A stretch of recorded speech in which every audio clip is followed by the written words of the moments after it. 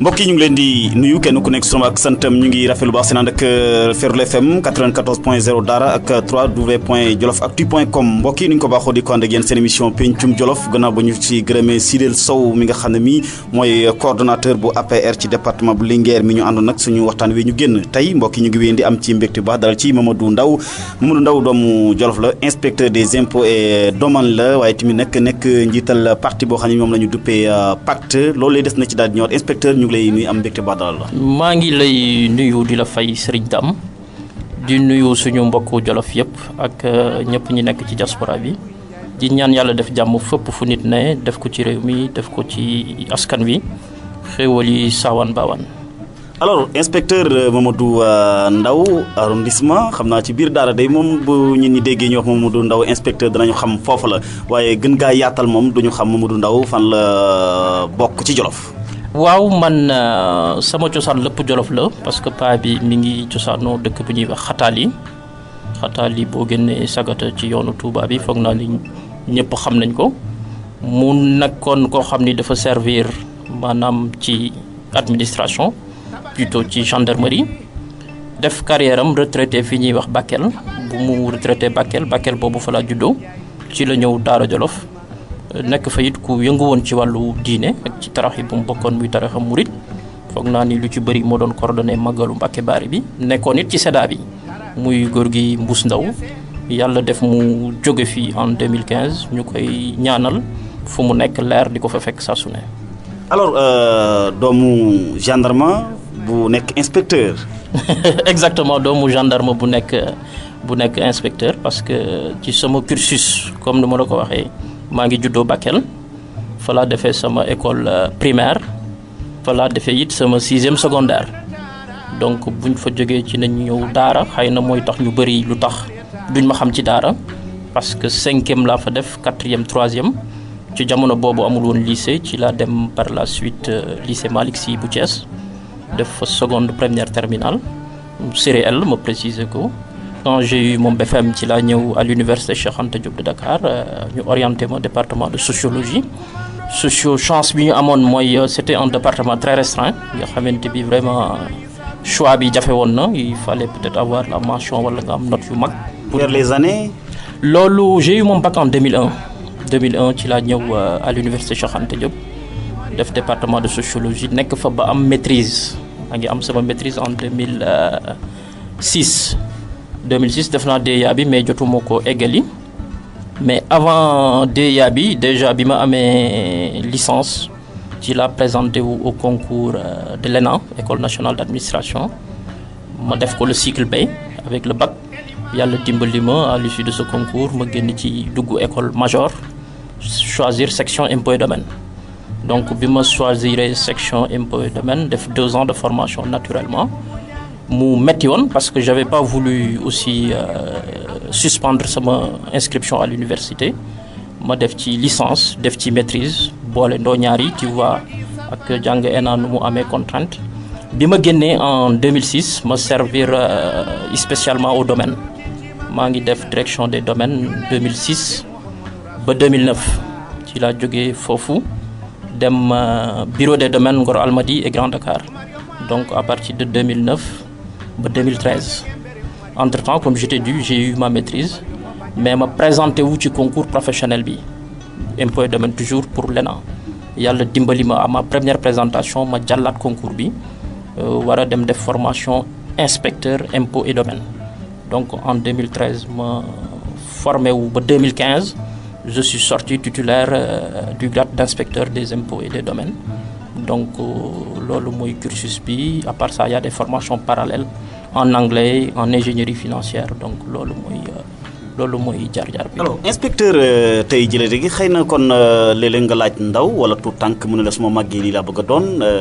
yow de xanaa kon mas nga gént nekk inspecteur des impôts domaines wala am na leneen loo xam ne lii moom nga gënoon a bëgg a doon ci boo noppee sam njàng. wax dëgg yàlla musuma ko xalaat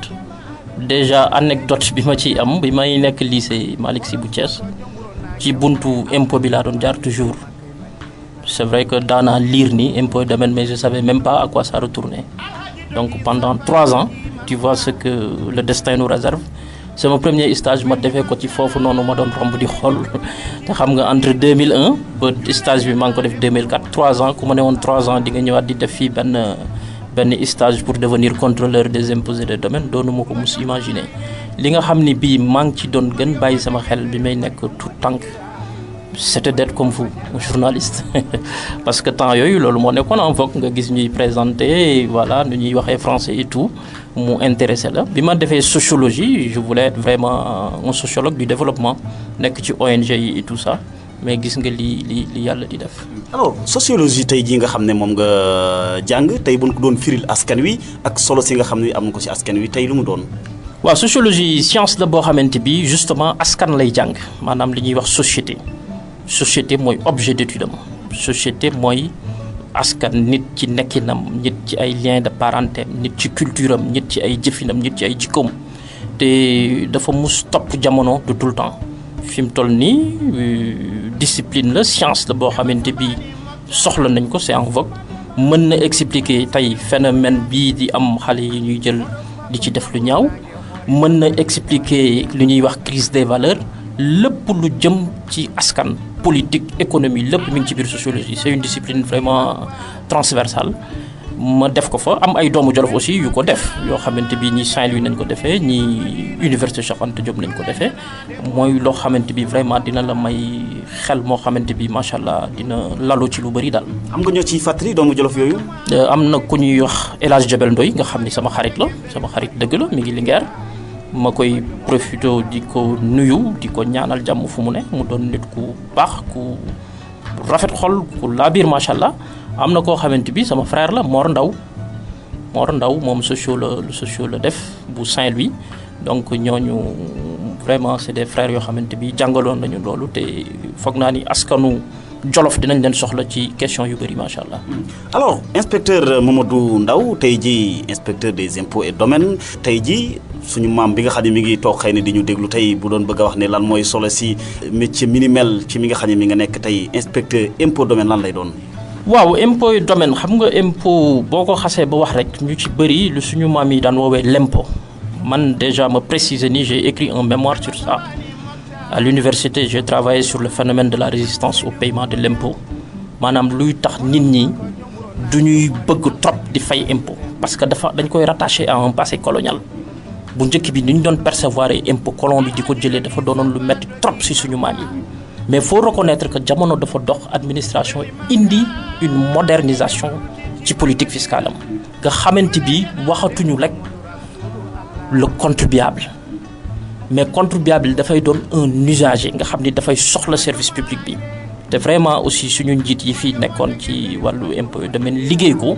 ba nga xam ni administration bi ak ki nga xam ni day fay impôt benn nañu li ñuy décider réformer yooyu yëpp dañ koy toog waxtaanee ko ba nga xam ni waratul am benn ragal pour nit fay impôt te je pense que foofu war nañ ci inciter population Dahra dimbali collectivité locale bu Dahra di gën a góorgóorlu ci fay impôt yi pour mu def am ay retombées demat ci askan wi. C'est un phénomène national wala international d'ailleurs. Non c'est un phénomène international impôt moom ku ne xam na ni daanaka réew boo dem am na fa ñëppay fay ñëppay contribuer donc ñi ñuy woowee ay paradis fiscaux encore est-il que ay paradis fiscaux nañu bu ñu ko waxee c'est pas ça ne veut pas dire carrément que ñoom duñu fay impôt pas du tout mais dañuy am ay système d'allègement fiscal yoo xamante bi day wàcc ba li ñu doon war a fayee dëgg-dëgg duñ ko fay mais dëkk boo dem am na lu mu yaakaar ci impôt te am na dëkk yu ñuy daw sax ndax impôt yu fort trop boo ko jëlee rek sur le plan footballistique am na pays yoo xamante bi joueurs yi seen transfert yi du ñuy bëgg di ko fa def parce que impôt yi dafa cher Sénégal nag eggul foofu donte am nañ une forte inspiration ci suñu législation yi une forte inspiration française mais teewul vraiment ni ñuy percevoir impôt léegi ñu ngi gën di ci waxtaan ak nit yi nga xam ni du doon ngaañ bu méttee métti. alors lu mel ni yan waxtaan tey jëlee parce que boo dee ba ne résistance am na ñoo xam ne ñu xëy na fay l'impôt ak dee la ñu yemale ndax bu boobaa liggéey bi ñi nga xam ne ñoo leen war a gën a soññ ngir ñu xam lan mooy solo soosu dafa des donc. résistance bi boo ko déggee man ci étude boobu bu nga xamante bi def naa ko c'était en 2006 ci laa ko soutenir avec la mention très bien mu ci sant aussi professeur Malick Ndiaye bi nga xam ne aussi jolof la moom moo ko am voilà de Linguère ma def ko vraiment ak moom orientation yi ak lépp résistance bi boo ko xoolee benn moment dafay xaw a nekk des jeux d'intérêt parce que kenn umpaleetul déjà tubaab da lay naan nul n'est censé ignorer la loi mais même bu dul loolu ki nga xamante bi acteur la opérateur économique la xam na li nga xam ni mooy li ko war donc bu nit ki amee résistance rek c'est parce que def ci gis intérêt te dañu war a toll fi mu toll ni ci askan da ngay wàññi luy intérêt personnel dugal ko ci intérêt général li nga war a jëfandikoo yow rek nga sóor ci ñëpp lii bu ma ko defee mbaa kee du ci gaañu donc fi mu toll nii lu jëm ci impôt ñëpp xam nañ ko sur le plan local gis nañu déjà sax liggéey nañ ci mu am commission fiscalité locale et tout mais impôt yu ñuy war a fay sur le plan local te communément nit ñi léeg-léeg di ko woowee patente te nga xam ni tourné la ñi nga xam ni dañu nekk CG yu moom catégorie yu bëri yu ci bokk vraiment damay ñaanaat maire yi ñu gën a collaborer avec les chefs de centre yi nga xam ne ñoom ñoo compétent ci wàllu impôt pour yooyu ñu koy def convenablement ñu ci insister parce que boo gisee collectivités yi nekk fii nii au niveau de Dakar ñu am yenn doole yi man j'ai eu l'expérience gis ko c'est parce que yooyu duñ ko bàyyi mu jàll dañ ci insister bëggu tournée yi am et tout malgré relation yu ñuy am avec seen militants yi parce que léeg-léeg c'est un peu complexe parce que rapport bu nit ki di am ak militants yi ku ñu laal mu bëgg woote nii sama impôt bi nii ak nii politiquement mën na ci perdre mais li nga war a xool mooy l'intérêt général comme je dis le développement économique et ce développement c'est un développement à la base c'est un développement local avant tout. alors ndax tey jii xëy na lu jëm ci wàllu critères yi dafa am foo xam ne fa la ñuy sukkandikoo fi ñuy li nga xam ne mooy natt diw kat war naa fay ci l'impôt lee la war a fay parce que xëy na ñëwaguma ci au niveau local sax ci Dahra mais léeg-léeg xëy na ñu gis koo xam ne kii xëy na moo gën a ëppale moromam te li muy fay wala bitigam ci misaal mu gën a niiwle keneen la bitigam di fay te fekk bu ñu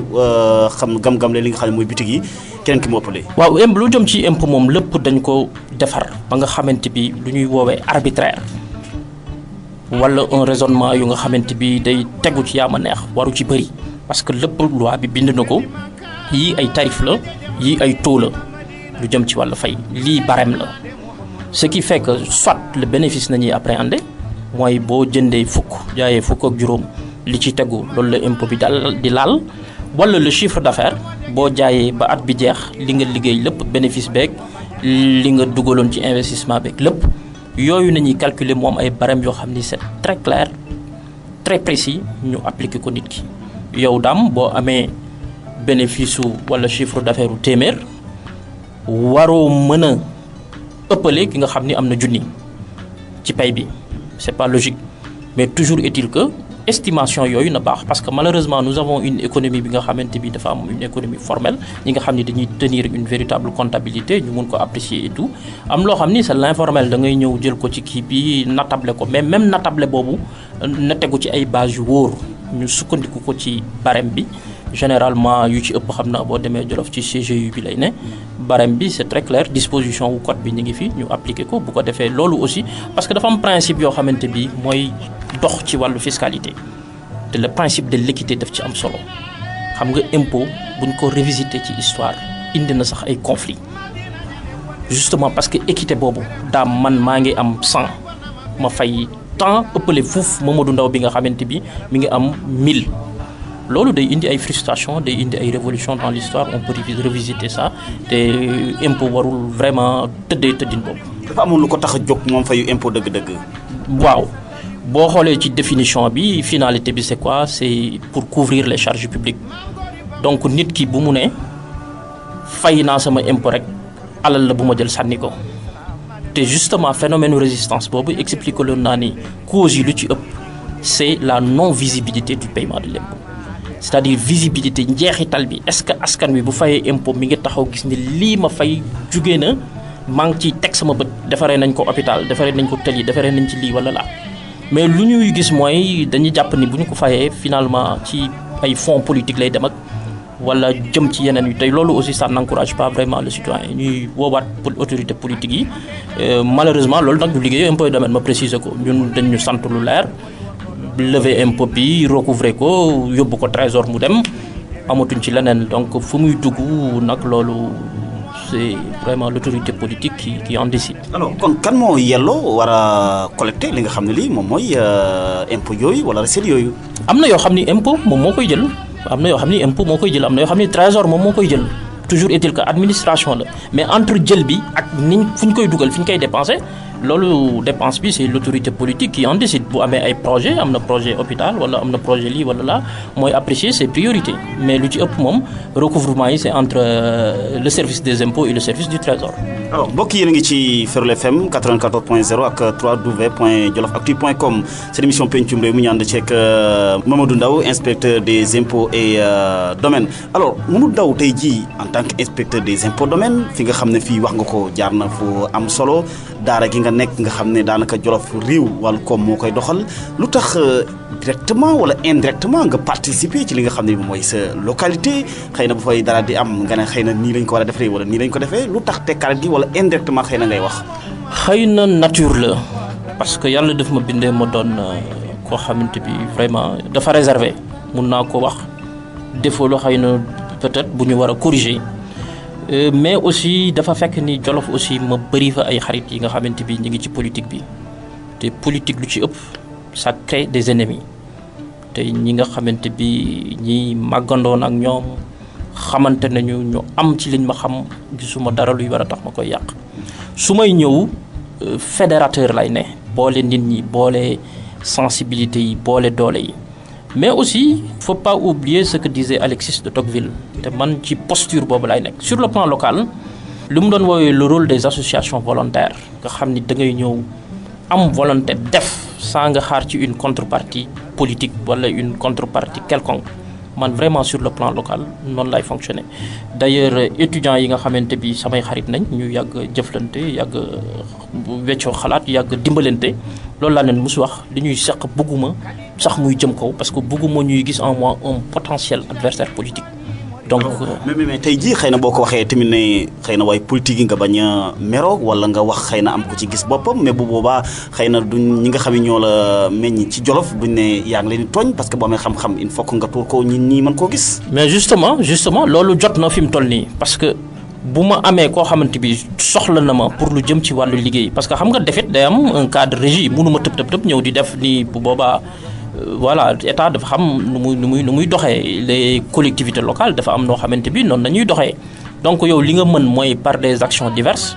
nga xam ne lii war nga ci participer nga participer ci en toute discrétion mais bu ma amee un cadre bi nga xamante bi c'est formel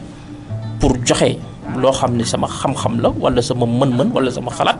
mais bu boobaa vraiment c'est une aubaine bi nga xamante bi dama koy saisir et toujours nag sans attendre rien sur le plan politique. mais ndax handicap inspecteur Mamadou Ndao dëgg-dëgg du lam fa jàngewut xëy na yarawul lu bëri daara miinul dëkk ba man cee wax xëy na. bon peut-être mais daara foog naa ni miin naa ko bu baax parce que du ma fa gëj trop partie bi am solo ci sama jeunesse def naa ko fa foo def 3 ans ñooñu fi mu toll nii imaginel foo def 3 ans ñaata amis nga fa am sur le plan rek scolaire et de véritables amis parce que c'est là où se sont forgées les véritables amitiés dëkk bi it ma xam ko xam bu baax daara en tout cas xam naa ko bu baax peut-être Djolof sur le plan élargi yeneen dëkkaan yeeg yooyu mën naa ci bañ am yenn xam-xam yi mais du handicap man gis naa ni nit boo amee 1 war nga ko mun ful ba mu mat 1000 bu ma amoon une chance boobu mun naa ko def 1000 donc amuma ci handicap lu may bañ rek mooy mettre les gens mal à l'aise te honnêtement politique aussi dafa am lu mu àndal critique yomb na mais boo demoon tey bay politique bañ jox la les véritables rênes pour gérer est-ce que di nga am temps bi est-ce que di nga am énergie bi est-ce que di nga am xalaat bi est-ce que donc yooyu yëpp yow comprendre nga ma xam nga ni nit ko indépendance bi peut-être. indépendance bi yooyu yëpp ci la quand tu tiens à ton indépendance à ta liberté am na yu bëri yoo xamante bi vraiment da ngay xaar ba mu jot nga war ko mun def. kon mbaa duñu wax ne ñi ñuy déglu duñ ne ñun kat am nañu doom joo xam di tubaarkàlla jàng na lu am solo mais noppeegul ngir ñëw joo loxoom ci wàllu politique bi ndax dafa am lu ko dese ba tey wala lu muy xel ñaar. noppi naa pour ku ma woo ci lu jëm ci développement Djolof ma def ko mais noppiwuma pour samp sama ndënd pour quoi que ce soit sur le plan local. Ça, moi, je l'affirme de façon très claire. Mais si Dahra tey jii inspecteur des impôts domaine nga gis li nga xam ne mooy commune bi daanaka fi mu toll même boo ñëwee Dakar sax ñuy waxtaanee commune bu Dahra comme ba fay jógee ak la fay jógee nga yëngatu ci wàllu yi ndax da ngay yaakaar ne ba tey am na nit ñoo xam ne ñii amaguñ commune bi amagu ko pour mën a gën koo soqali tey. jàpp naa ni am nañ ko parce que gis naa liggéey yi fa am man je suis de nature très critique. dama ci am rigueur critique boobu sama bopp laa koy commencé peut-être nañ ne dafa am lu des dafa am ay convergence yu des mais jàpp naa ni vraiment nit bu amee ambition toog ay guddi toog ay fan di ci ñàkk alalam di ci ñàkk dooleem pour am dara kooku vraiment on peut pas trouver meilleur que lui vraiment jàpp ma ni problème mu nit la xëy na problème mu système la comme sur le plan national problème mu système la problème mu impulsion la problème mu vision la et puis nit ñi ànd doxalin ko xam ne fii nañ bëgg a jëm mais gëw ma ni sikk bi ci ay manquement la ci ay nit ça je pense pas. ndax yaakaar nga tamit lu jëm ci wàllu fonds de concours fonds de dotation lu war a mën a doxal commune la xëy na ñu la xaalis ci commune yëpp. mais bien sûr parce que commune yi moom comme ni ma la ko waxee dafa am noo xamante bi noonu la tëddee aussi bien sur plan doxalin administratif que sur le plan du financement. mais man li nga xam ni loolu laa ci gën xam mooy xam naa ni bon vraiment budget bi ni ma ko gisee c'est un budget réaliste góorgóorlu nañ et tout mais waroon na mën a xëy na ëpp lii lu koy justifier nag boo demee ba nekk ci biir ci nga koy xam expliquer naa la léeg-léeg sur le plan des impôts réticence yi nga xamante bi day am certainement du manquer dara j'en suis sûr sur le plan foncier aussi am na yoo xamante bi bon c'est vrai que Dahra maa ngi dégg ni léegi dañ ko ceinturer carrément mënatul am extension lotissement mënatul am yu bëri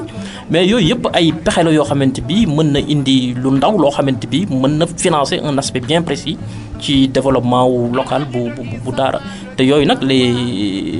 c'est ce qui tiennent les rênes des choses ñoom ñoo ko mun xool orienter seen système orienter les priorités jublu ci et puis mu jur dara. alors wax nga wàllu budget bi bu commune bu Dahra voté nañ ko barki Dembo Ndiaye ñaar fukki fan ci weeru février bi lu ëpp ñeenti téeméer ak juróom-benn fukk ak ñeent ci ay millions loolu xeebu ci commune bu mel ni Dahra. war na ko ëpp man bi ma gisee bu ma ko jàngatee rek sur le plan fiscal mais war na ko ëpp Dahra ku ne xam ne ni dëkku commerce la. te aussi bëri na ay potentialités yi nga xamante bi dafay am ne serait-ce que galaxie bi ñu am ci taxes municipales yi rek war na vraiment mën a tendre à ce que mu xaw a ëpp lii tuuti quoi mais je préfère quand même un budget réaliste bi nga xamante bi lii c'est sûr que mun nañ ko am moom ay priorités des axes clairement définis je l'ai vu et vraiment lu xam ni lu leer la que ngay def ay projections yoo xamante bi il faut une véritable révolution pour nga atteindre ko. alors mën na koo yokk buñ ko waroon a fexee ba bëgg koo yokk tamit fan nga yaakaar ne fa la ñu war a nag accentuer li nga xam ne mooy mbir mi. gën waxtaan rek ak population bi ba pare maire yi aussi dégager des pistes yi nga xamante bi vraiment même bu dul sur le plan fiscal. sur le plan de par le biais de la coopération et tout ça des systèmes d'alliance et tout parce que du léeg-léeg xaalis bi day manqué moom ngay jël di ko fay te ils ont aussi faut le reconnaître des difficultés par rapport aux percepteurs par rapport au trésor pour di am si bi yenn kii ñu koy financer et tout ça donc war nga mun am un système de coopération am ay système d'alliance yoo xamante bi boo soxlaa tel édifice nga mun ko am boo soxlaa lii ak lii nga mun ko am sans pour autant que muy jógee directement sur l'aspect financier matérialisé par le billet, matérialisé par le chèque, matérialisé par des prévisions et autres. alors bu ñuy méngalee budget 2018 bi inspecteur am na wàññi koo xam ne gi am na ci bu ñu koy méngaleeg at mi ñu daal di génn atum 2017 waaye nga jàpp ne xëy na budget la boo xam ne bii bu xel war a mën a nangu la bu nit mën a jëfandikoo la ak lu jëm tamit ci askan week ñi nga xam ne ñoom ñoo ko wote daanaka ñëpp ñoo ci daal di ànd alors maire bi jàpp ne c'est un budget réaliste alors bu boobaa day priorité yi nga xam ni moom nga ci daal di jàngat li nga xam ni moom la kopp yor war a jëm te gën a nekk farata ci li nga xam ne mooy commune bu Dahra naka nga ko gisee. waaw lu baax la parce que priorité yi apparemment yu ma ci gis yëpp ay yoo xamante bi Dahra soxla na ko lu jëm ci addition d'eau bi li jëm ci affaire étudiants yi lu jëm ci réseau électrique bi yooyu yëpp c'est des priorités Dahra loolu la soxla moderniser wu et puis mu am loo xamante bi vraiment bu ñu ko defee dinañ sentir visibilité bi parce que politique aussi dafa soxla visibilité te askan bi di aussi lu concerné askan bi la wax dëgg yàlla. alors mais xëy na duñ jàpp ne inspecteur Mamadou Ndao day toog si ruqam rek xëy na bu ñu gisee ne voté nañ budget mu ne budget bi dafa néew wala budget bi lu mën a nekk la ndax tey léeg-léeg nga yëkkati sa xalaat di ko jox maire bi wala kilifa yi fa nekk ngir ñu mën koo jëfandikoo ba mën cee génn ci si liñ leen dénk. jàpp naa ni amagul loolu amagul xëy na ñoom xamuñu ma xëy na man aussi defuma démarche pour sàkku loolu mais lu ñu mën mooy bu ñu tegee des faits ñu bokk Dahra war nañ ko mun discuter toujours est-il que c'est pas des critiques négatives parce que li ma ci wax bi ma ko dressé ba mu taxaw lu aspect positif bi moo ci ëpp. donc un budget bi nga xam ni par rapport ak bu daaw bi sorewul trop différence bi ay 1,5 million la te aussi yiñ ci dégager mu doon vraiment des axes prioritaires donc on peut dire que c'est carrément quelque chose de vraiment formidable. alors yéen ngi ci Ferlo FM 94.0 Dahra ak www.djolofactu.com ñu ànd ceeg Mamadou Ndao inspecteur des impôts et domaines Mamadou Ndao ak politique te mu xamul lu muy waaj booba tey. waaw xam nga politique moom daanaka ñëpp ñoo koy def. politique bu ñu ko jëlee ci sens bi mu juddoo bañ a def politique sax politique la donc je disais tout à l'heure que ni sur le plan local xëy na awuma fa ay ambition politique mais sur le plan national li nga xamante bi dafa ëpp li ma koy xool di ko jàngat di ci bind ay articles di ci wax te lu ëpp mu jëm ci ay indignation quand même parce que comme on dit man ni ngeen di fonctionner lay fonctionner journaliste yi yéenay wax ni c'est pas intéressant de parler du train qui arrive à l'heure donc yi nga xamante bi sooxe na wala xalaat naa ni mënoon nañ ko defee nii wala naa à chaque fois dama ciy intervenir ba tax sur le plan national on avait mis sur pied un mouvement qui tend vraiment à être un parti qui peut être un parti sax qui est un parti quand bu ñu mënee wax mais comme afa am yu des mënaguñu. un parti sans récépissé. voilà exactement yow tu m'as compris un parti sans récépissé donc mënagoo wax ni parti la muy le PACT parti pour l'action la citoyenneté le travail et l'éthique yi nga xamante bi samay xarit yu. am vision ci politique laa ci àndal mu doon des jeunes yi nga xam ne ñu si ëpp excusez-moi du terme c'est des vierges sur le plan politique musuñu militer fii wala fee wala fële ñu bokk gis-gis bokk ngëm-ngëm di lu ñuy mûrir nag te yàkkamti wuñu waaw parce que këf yóbbuwuñu léegi rek bi may ñëw un grand responsable sur le plan national qui a des ambitions présidentielles woona ma bi ma fiy waajee egg si tuuti mais ñu teg ko ci yoon rek vraiment amuñu lu ñuy yàkkamti te xam naa ni demain fera jour inchallah. alors pacte bi tamit am na yeneen pacte di xaw ma ndax yéen da ngeen a plagier wala yéen a njëkk seen a pacte. non jàpp naa ni ñoom ñooñu fekk si pour lu ñuy wax nous étouffer dans l'œuf mais ñun duñu dévier parce que suñuy kii lépp leer na mais préciser aussi que ni am nañu protection OAPI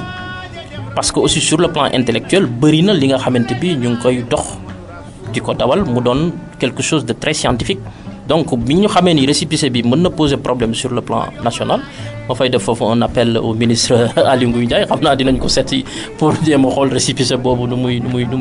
ñu koy dugalee mu gaaw ñu daal di ciy jot. donc dañ ko protéger sur le plan sous-régional à l'OAPI ñu ngi ciy yëngatu daal te xam naa ni vraiment dinañ xam ne ay jeunes yu am vision politique yu taxaw pour jëmale réew mi kanam vraiment ñi ngi fi. alors pacte boobu ngeen taxawal di parti dont amugoo leen récépissé yéen a ngi ci nga taxawal ko yaag sa ay naataangoo xëy na yu génne ENA alors ndax bu boobaa dañ ne ay inspecteurs yu bëgg a dugg ci wàllu politique ndax tamit du risque. non c'est pas que des inspecteurs c'est pas que des inspecteurs il y a des conseillers des affaires étrangères il y a des inspecteurs du travail. des contrôleurs, des étudiants, comme un parti normal quoi, avec toute une diversité. Mais qui sosubi, maintenant, faut le gagner. Risque le risque. Il y a un risque bon. mun naa ci wax tuuti moo taxoon ba léegi gestation yi bëriwul parce que ñu ci ëpp dañu nekkoon en position de stage bi ñuy doog a génn donc man mi nga xam ne je suis un professionnel am naa benn expérience bi am na lu ma leen doon dawal parce que mën nañ jiital def ma président et tout ba tax ni vraiment on avait sursu à beaucoup de choses parce que benn jamono moom état la am na nu muy fonctionner loo xamante bi ay xuppook ay yenn da ciy ànd te bon vraiment souhaité wuñ ko des jeunes qui ont fait quand même un parcours élogieux dugg ci administration di ci am ay galgal juste parce que dañu am ay convictions politiques mais kenn seen naataango ku ci mel Ousmane Sonko te gis nga lu ko dal. voilà lu ko dal ma indigné wu ci bu mu amee mais gis naa ni comme lu olof di wax rek xàcc boo gis wërsëgu waay la mi ngi dérouler ses actions politiques di ko def nu mu waree comme nag ay procédure disciplinaire bon même si bu fekkee ni mun nañ ko xoolaat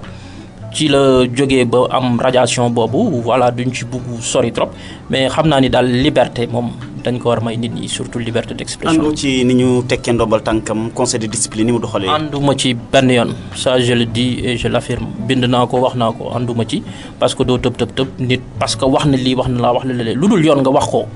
et même bu fekkee ni c'est consacré par un texte ne warul wax lii warul wax laa warul wax lii loolu dañ ko fi war a jëlee daam def lu dul yoon ku def lu dul yoon yaa siiwal sa bopp war nañ ko wax fu ne assemblée fayul impôt wala lii wala laa bu fekkee ni c'est avéré lu ñu doon def ñu càmbar ba xam ne lii amul xëy na ñu teg ko ci ay daan mais bu dee nit dafa wax loo xamante bi dëgg la lu dul yoon dañ ko war siiwal. xëy na mu waroon a jaar fu mu waroon a jaar yomb na ko en tant que secret bi nga xam ne moo ci war a am xëy na loolu lay bëgg rek tëb rek waxtaanee ko ci penc moom. daam dara warul nekk secret sur la gestion des choses publiques mu jëm ci wàllu finance ak lu mu mënti doon. pour man dara warul nekk secret ñu ngi naan ay fonctionnement wu état dafa am diog li man je crois pas à ça nous on est dans le monde de la transparence gis nga Macky Sall nu ñu koy le président Macky Sall nu ñu koy acculé ci yu mel ne ay accords yu muy signé et tout les gens doivent tout savoir parce que ñun on a été délégataire dañu am lu ñu jël joxe ko loolu ñu joxe ñun ñoo ko moom ak sa askan wi moo ko moom war nañu ci mun rendre compte diñ ci informer ñuy xam quand même un inspecteur des impôts bu gis ni lii mais daam mooy équité boobu moo la doon wax bu fekkee ni député bi ñuy fay ay millions mi ngi toog fële fayul dara commerçant bu ndaw bi nga xam ni bénéfice am bu muy am xëy na kër ga da koy nangu nga bëgg mu fay lii député bi ñu koy dagg ay xaw ma 500 xaw ma 1500 xaw ma lan d'après nu ko Ousmane Sonko waxee mais loolu dafa rafetul. d'accord mais xam naa ne yow muy loolu tamit xëy na du sañ-sañ wala du yelleef xëy na lii am ci ministère bi wala fi ngay liggéey en tant que inspecteur ngay toog di ko waxtaanee ci penc mi am na fa war a mën a jaar xëy na ban tontu la. waaw mais bu ko waxtaaneewul ci penc bi fan la koy waxtaanee nan la ñuy def ba askan wi xam ko bi mu koy wax il n'était pas encore député bi mu koy wax il n'était pas encore député te noonu mu wax ko ci kaw ak mu wax ko ci suuf toujours indignation moom indignation la man mun naa ci indigné wu autour d'une tasse de thé waxtaan ceeg samay xarit ñooñu lawal ko mais kan lay dem di ko wax toujours est-il que impôt dafa am na muy doxee est-ce que gérer na dossier boobu parce que aussi secret professionnel man je suis pas juriste mais secret professionnel bu ñu koy wax mooy des dossiers yi nga xam ni donc ko gérer dont tu as connaissance nga koy téye di ko mener de main de maître nga génne di ci divulguer quoi que ce soit mais loo xam ni yow bokkul ci say attributions gérer woo ko sori na la nga am ci xalaat vision wax ko mais loolu je vois pas man de bu ma ko amee dama koy wax. alors parti bi ñu dellusiwaat ci muy PACT pourquoi nga choisir def benn parti boo xam ne bi au niveau national la te li ñuy faral di wax na bay sa wóomi tànk. waaw vision nationale bi mu ëpp xam nga nag politique bëri na ñu ko gën a xam ñoom lu ñuy wax mooy politique base la mais jamono dafa dox boo xoolee avec le Podemos nga xool ak Macron xool xam léeg-léeg base bi trop bu fekkee yéen am nga yenn ambition yi. base bi def fa de l'humanitaire def fa du social lien affectif boobu moo ma gën intéressé que nga soxla leen à 1 an des élections à 6 mois nga dem di fa def yenn yi non moo tax ma ne la man ñi fa ne wóolu naa leen sur le plan local ba pare ñuy ay xarit may rafetlu lu ñu fay liggéey ñi nekk ci parti au pouvoir comme ñu nga xamante bi ñi ngi ci opposition seen ay xalaat gis naa ko leer na rafet na politique nag conviction nañ ciy demee bu ma gisee nii am na koo xamante bi partagé naa ak moom ay conviction pas à 100% mënul ne mais moom ay axes prioritaires yoo xam ne lii ànd naa ci ak moom mais damay ñëw dimbali ko ci mu doxal loolu mais bien évidemment un parti qui a des ambitions nationales après dina fa am certainement un représentant boo xamante bi sur le plan local. alors da nga yaakaar boo defee un mouvement de plus lay doon dans le département de Linguère dans le Djoloff. justement un mouvement de plus la. parce que lu ci ëpp ñi fa am ay mouvement yéen a bokk gis-gis yéen a bokk gëm-gëm say xarit nañ te loolu taxuñu jóg. mais waxtaanoo ci kenn pacte bi au niveau local ci département bu Linguère Djoloff ngir ñu ñëw ne jur seen loxo. non présentement waxtaanuguma ci parce que comme ni ma la ko waxee pacte bi mi ngi juddu en 2016 mais bu mu juddoo mooy li ma la doon expliquer surtout par rapport à la sensibilité des acteurs yi nga xam ni ñoom ñoo ko composé ñu ci ëpp nekkoon dans l'administration nekk ay ndaw vraiment benn moment dañu sursoiroon lu bëri dañu ko tegoon carrément ci suuf par stratégie donc ñi ngi doog a jëlaat relève bi buñ ko jëlee nag bu ñu yaakaar ni élection présidentielle wala quoi que ce soit moo tax parce que man li may wax nii pour ëllëg la donc c'est des années devant nous. alors yàkkamti loon ci dara 2016 am na ay wote yu fi jaar amu leen kenn kuy lënkoo ci kaw wala ci suuf. individuellement ñi ko composé am na ñu nga xamante bi par exemple sur le plan local jàppale nañ seen ay nit mais demuñu ci bannière pacte bi. boobu ba léegi amuñu benn alliance boo xam ne def nañ ko wala jàppale nañ kii que ce soit. alors inspecteur Mamadou Ndao kon mi ngi interpellé le ministre de l'intérieur ngir mu jox leen seen récépissé. déposé guñ ko présentement daam déposé guñ ko mais xam naa dinañ ko def te buñ ko déposé aussi le ministre le connaissant xam nga le ministre dafa am lu ma marqué ci moom xam naa xëy na xamuma man xamuma ko mosuma ko gis.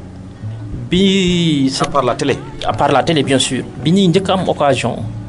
mooy bi ASC Dahra nekkee première division mu woo ma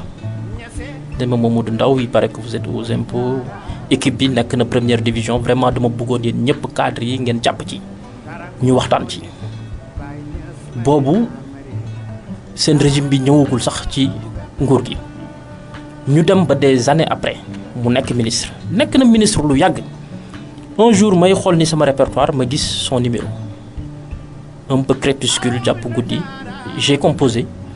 ma composé sonnéwul 3 fois mu décroché il était ministre je vous dis hein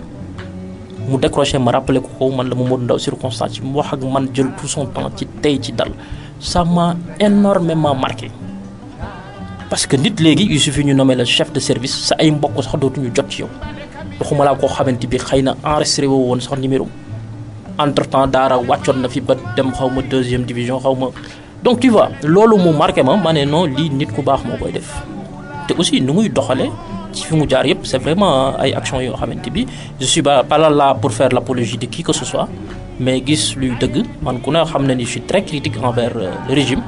mais gis luy dëgg nga wax ko dafa am solo loolu ça m'a marqué parce que man valeur yooyu lay jàpp ci nit. kon Djoloff war na ko accompagner. mais bien évidemment war nañ ko accompagner parce que aussi ku bëgg Djoloff la déjà. qu'est-ce que vous attendez looy xaar kon ci yow. non mais daam comme ni ma la ko waxee xam nga du boo xasee ba jóg pour demander quoi que ce soit rek yaa ngi dans l'action politique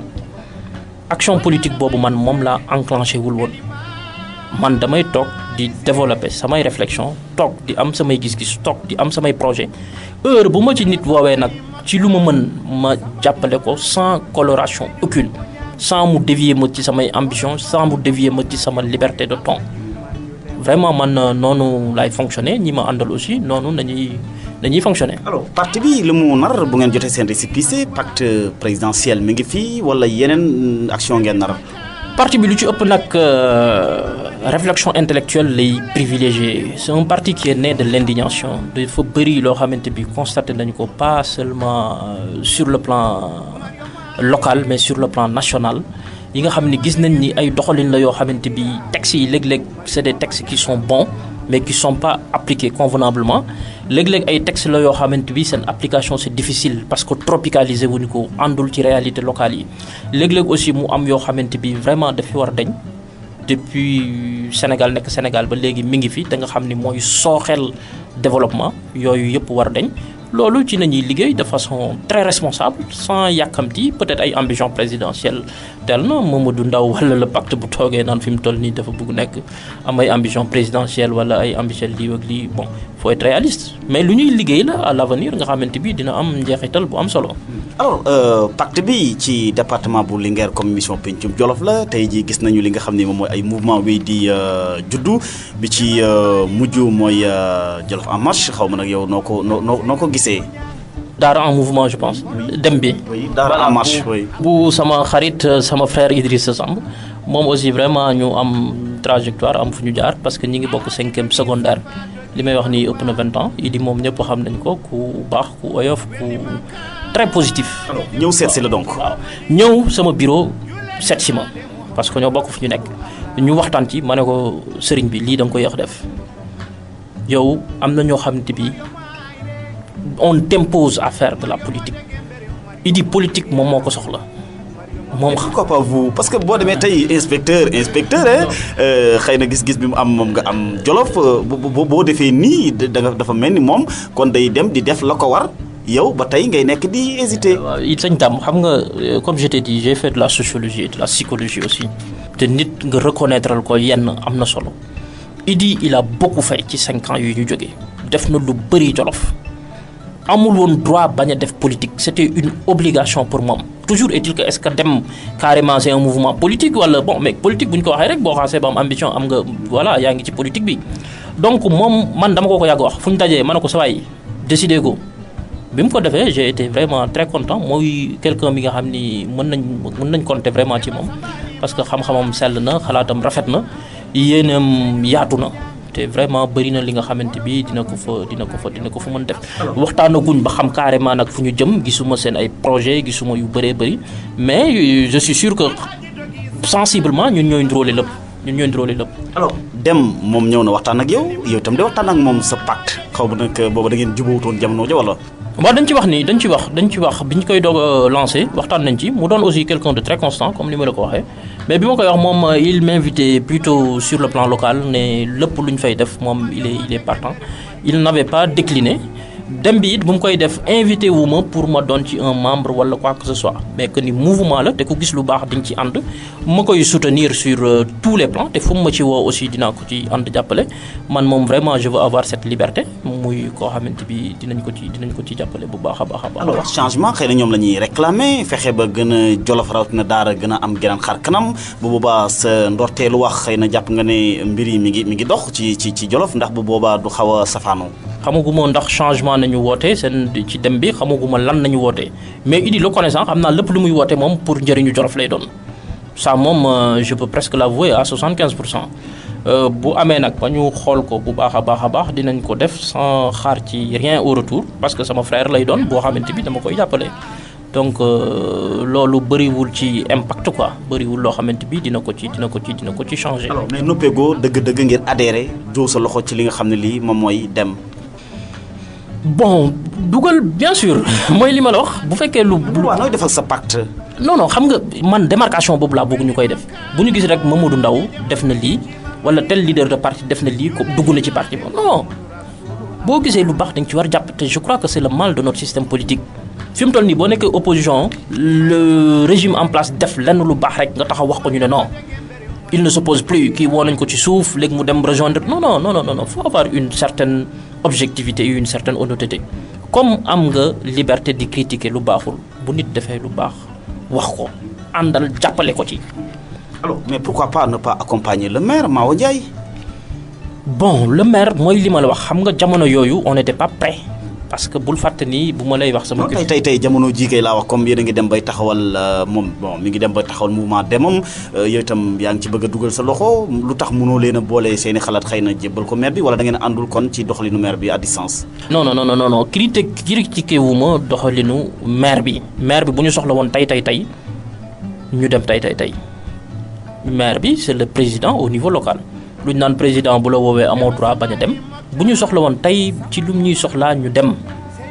ànd ci liggéey ci ak moom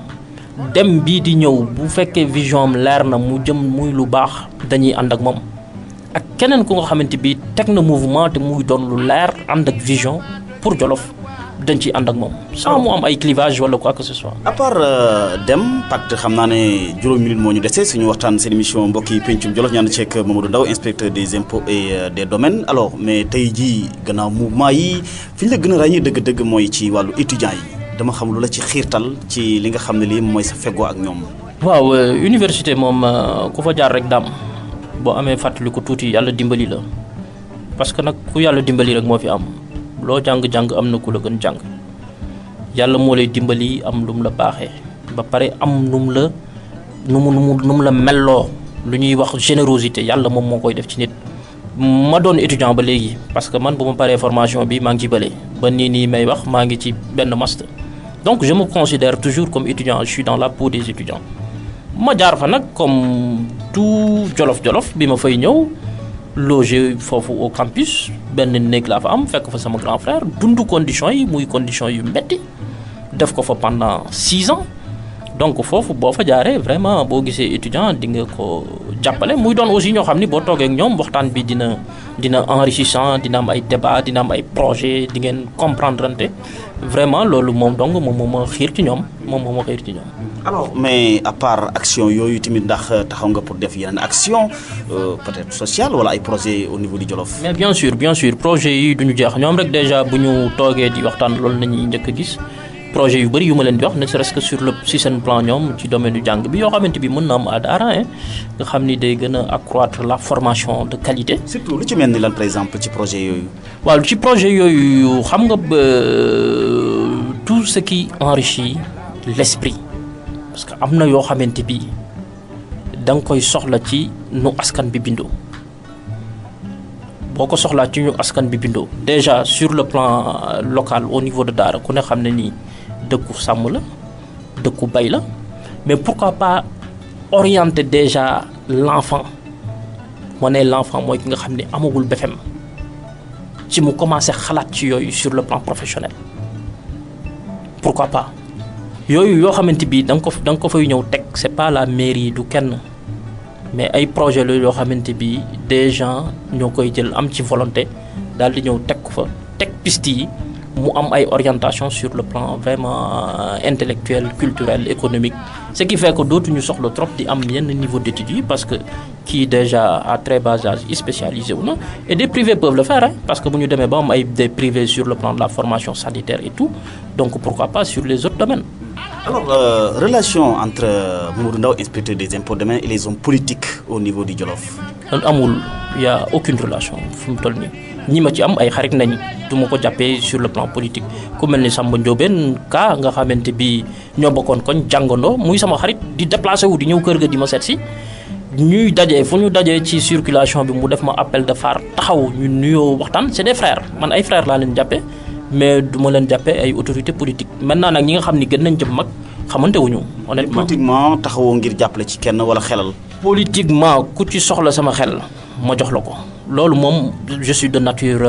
voilà je suis de nature non la mel sama nature non la mel ku ci soxla li wala la ma jox lako ku ci soxla ay action nak bu boba nak la dimension politique na dugg ci stratégiquement li bu mako défé est-ce que du don gal encore ci man wala li wala la ça je ne m'en cache pas dina ko xol ça vous arrive lélé mu dikkel xeyna gan ñu bëgg la dugal ci yoyu wal politique yoyu Dahra spécialement non mais bari na sur le plan national ñu may bëgg xëc ci yu bari yo xamanteni bi vraiment duma ci accéder. Alors politiquement xeyna amna parti yo xamni taxaw nga pour and ak ñom. Pour le moment non parce que l'Union des FIT nous sommes un parti structuré am règle de fonctionnement parti il faut vraiment qu'on en discute dans les instances dédiées à cet effet et puis ñu xol la mesure bi nga xamanteni mo ñuy jël bu boba ce sera pas Mamadou Ndao qui décide mais le parti en tant que tel. Alors Aly Ngouille.Mamadou le ministre de l'Intérieur kaddu yi mu wax jàpp ne kaddu yu rëy la dem ba nga xam ne bi xëy na moom en tant que ministre de l'Intérieur di ko ñor mooy président Macky Sall ñu fal ko ci premier tour en tout cas kaddu la yoo xam ni ba ki dem rek samedi bi weesu bi may invité maître Doudou Ndoye mu jàpp ne beneen ministre bu ko waxoon France wala Amérique du yend ci postam. Bon gisee wu ma ko noonu honnêtement gisee wu ma ko noonu parce que aussi nee nañ wax. wala jolof wala. non même pas wax moo neexul nee nañ dégg bi moo neex parce que benn kaddu ku ne mun na ko déggee nu mu ko neexee te am na loo xamante bi nit ñi dañ koy xam ba pare wax bi waroo ko blâmer Aly Ngouille.Mamadou APR la nekk loolu bu ko waxee bu ko waxul justement day jàppale APR mais taxul mission yi nga xam ni jox nañ ko pour mu doxal lu mu war a doxal vraiment tel qu'on connaît l'homme gëwma ni dina ko faillir benn yoon toujours dans le cadre de la concertation peut-être lu ñu war exiger mooy à ce qu'il y ait une indépendance pour la gestion des élections par rapport au ministère loolu buñ ko tegee débat yi yëpp du fi am mais man gëwma ni waxee na ko nii wala naa wala ba mu indi scandale bi nii mu jur quoi. Alors jaru ko pour yow. jaru ko Sénégal aussi loolu suñu taar la on aime trop être dans l'émotionnel xam naa ni bu Aly Ngouille bi tey si ngoon ñu fàtte ko jël bu Youssou Ndour bi ci lu mu wax donc voilà te yooyu vraiment bokk na ci aussi di nga xam ni moo ñu tardel honnêtement. Alors président Macky Sall vision plan Sénégal émergent en tant qu'inspecteur des impôts domaines.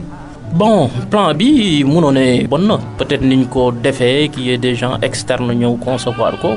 doxalin bi lu mu coûter en termes de financement et tout mais vision bi de façon globale lu ñu constaté mooy dëkk bi vraiment réew mi am na problème réew mi boobu ba léegi li ñu fi yaakaaroon amul sur le plan surtout recul démocratique bi jàpp ay opposants tëj leen def ay mbir honnêtement loo xam ne Senghor bâtiroon na un état fort Abdou Diouf ñëw consolider ko Laye Wade ñëw jouer ci économie bi ci infrastructure mais ce qu'on constate avec Macky Sall si c'est pas un recul c'est au moins une stagnation te honnêtement loolu man dama koy wax sans jambage war nañu vraiment bu fekkee askan wi ñor na leen ñu xoolaat par rapport à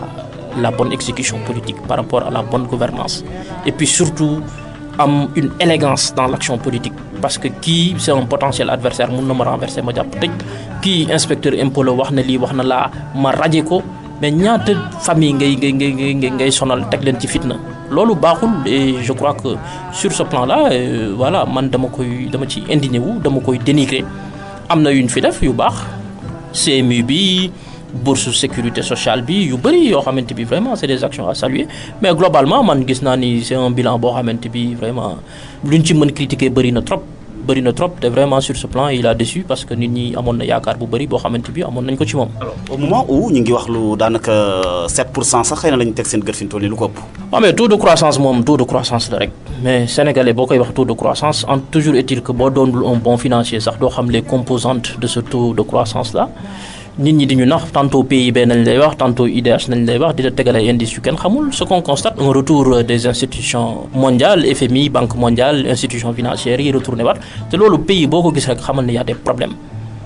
parce que da ngay am vision appropriée ko ak contexte bi gëm ko doxal ko am ci fulla am ci fayda muy lii ku ci jàddu yoon nga teg ko ci yoon bu nit ñi di wax di critiquer nga xam fi nga jëm am un plan am un échéancier et vraiment ay taux de croissance bu am atteindre 2 chiffres sax nekk 10% wala 12% man vraiment du loo xamante bi ci lay basé wu pour ne réew mi ngi dox wala doxul. en tout cas taux de croissance boobu kon méngoowut ak li askan wi. non mais daam yow constaté que ni tu as bien constaté que ni bokkul ak li askan wi di dund nit ñee ngi gën a souffrir demande sociale bi mi ngi gën a nekk fii chômage bi mi ngi gën a bëri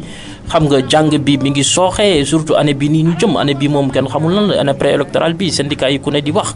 donc vraiment ça va pas cadré wul. année sociale le président Macky Sall décrété. année sociale mais en tout cas ñi ngi constaté nii que c'est pas le cas fu mu toll nii parce que ñi ngi au mois de mars ça passe vite te gisaguñu benn action concrète boo xamante bi teg nañ ko indignation bi mi ngi fi ñi ngi gën a kaas. lépp gën a métti benn baat xëy na ci tàggat yaram benn minute moo ñu dese sport pourquoi sax Mamadou Ndao am na koo xam ne kii mi ngi naan seen ASC koñ lu tax ñëwoo ngir nekk président wala xëy na nga ci jiw sa loxo bu mu fees lool ASC Dahra également xëy na tamit yaa ngi ciy jiw sa loxo mais indirectement wala discrètement. dafa bëri loo xamante bi léeg-léeg dama koy décliner ASC boobu proposé nañ ma ko sama koñ lu bëri. dama ci jàpp mais soxlawuma may nekk président ASC am na ñu ma gën xam football xam doxalin bi nekk fa ñi ngi fa man bu ma fi nekkoon peut-être nawetaan dina am ba jàll benn yoon lay ñëw Dahra wala ñaari yoon donc day am yoo xamante bi vraiment da ngay am aussi xel am ñoo ko bàyyil bu fekkee rek dimbali nit ñi moo tax ko jóg maintenant si plan xel mën nga leen ci jàppale si plan financier bu mënee ne mën nga leen ci jàppale ak yeneen donc man noonu lay doxalee vraiment. alors ASC Dahra recul bi. ASC Dahra recul bi j'avoue que nag ASC bi amuma ci xam-xam bu sori xaw naa ko sori tuuti depuis bu mu jógee première division bi mais toujours est-il que yooyu aussi bu ñu gisee les responsables mën nañ ci waxtaan ak ñoom indil leen ci lu ndaw ci lu nga xamante bi mën nañ ko indi maintenant sur le plan footballistique sportif loolu ñoom ñoo ñu ko gën maîtriser. alors Mamadou Ndao inspecteur ma bàyyi la nga tàggoog ñi doon déglu amoon nañu mbégte dal seen émission Pencum Djolof. mais daam kontaan trop li yàgg nañ ko bëgg am na cette fois-ci di nuyuwaat mbokku auditeurs yëpp. di nuyu waa Djolof di leen ñaanal jàmm di wax ni vraiment seen doom mi ngi fii prêt pour servir dëkk bi et voilà ñi ñaanal ñëpp jërëjëf sëñ Dame. ñu koy gërëm mbokk yi di ko sant mu nekkoon seen émission Pencum Djolof ñaanu ceeg Mamadou Ndao inspecteur des impôts et des domaines nekk njiital PACT di parti pour l'action la citoyenneté le travail et l'éthique mbokk yi ñu gërëm koo sant ko bu baax Dame Ndiaye moo nekkoon ci kaddu gi ñu ngi gërëm ñi doon déglu Faire FM ak Djolof Actu jàmm ak jàmm. Demba Sambani Mokhtar Samba Demba Ali Mokhtar Seydou Boubou Niang Kodo suba ko jonguro nange hore Alhaji Umar Jole Makay Madina Alhaji Dogi Safa Dogi Marwa Wedi Maka Jejem Raruti Madina Jule Janade Muhammadu Rasulullah